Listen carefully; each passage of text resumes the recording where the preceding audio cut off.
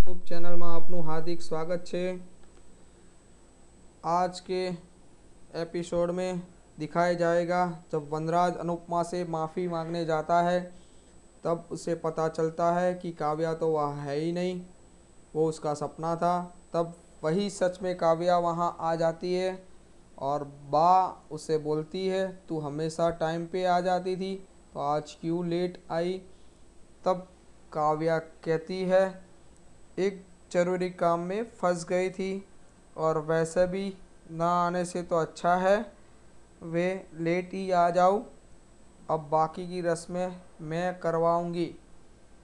तब बा बोलती है रस्में करवाओ पर कोई अपशगुन मत करना। और फिर काव्या सिंदूर और मंगलसूत्र लेके वनराज के पास जाके बोलती है कि दुल्हन को ज़्यादा इंतज़ार करवाना ठीक नहीं है, अब जल्दी से मंगलसूत्र और सिंदूर अनुपमा को पहनाओ।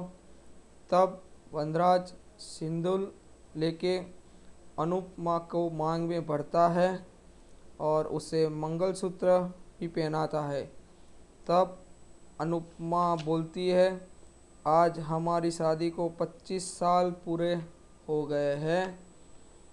एक बार देविका ने मुझसे पूछा था कि उन्होंने मुझे क्या गिफ्ट दिए, तब मेरे पास कोई जवाब नहीं था, लेकिन आज बताना चाहती हूँ कि इन्होंने मुझे 5 तोहफे दिए।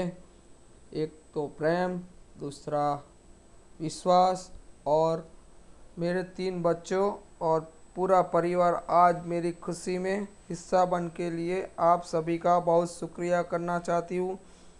फिर वो दोनों जाकर सभी बड़ों के आशीर्वाद लेते हैं।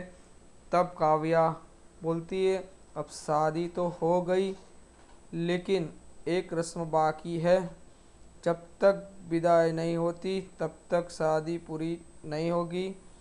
दुल्हन को तो अपनी विदाई में रोना ही पड़ता है और मैं अनुपमा को रुला के ही रहूँगी। और समर को कहती है कि गाना बजाओ और फिर काव्या नाचने लगती है। तब वनराज बोलता है इससे क्या हो गया, कहीं सदमा तो नहीं लगा इसे। और फिर काव्या अनुपमा को अपने साथ लेके नाचने लगती है। भी अनुपमा उसकी माँ रोने लगते है और अनुपमा की माँ वहाँ से चली जाती है। तब बा बोलती है फिल्मों में भी माँ बेटी की विदाई में रोती है, यहाँ ये तो उनकी बेटी की विदाई में रो रही है और मैं भी डॉली की विदाई में बहुत रोई थी। तब काव्या वनराज को बोलती है शादी के लिए ना कर, तुमने तो वही बड़ी गलती कर दी और मैं जो करूँगी वो तो तुमने सोचा ही नहीं होगा। तभी अनुपमा की माँ बाहर जाकर उससे बोलती है शादी के 25 साल बाद भी तेरे जीवन में खुशियाँ तो आई, तुम्हारी खुशियाँ ऐसी भी बनी रहे। थोड़ी देर बाद बा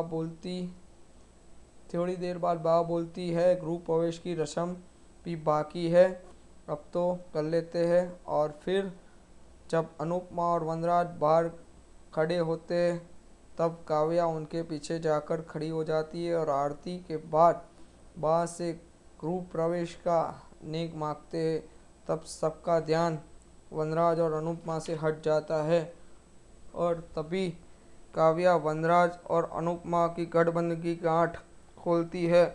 और जब अनुपमा घर के अंदर आती है तब सभी का ध्यान वहाँ से चला जाता है।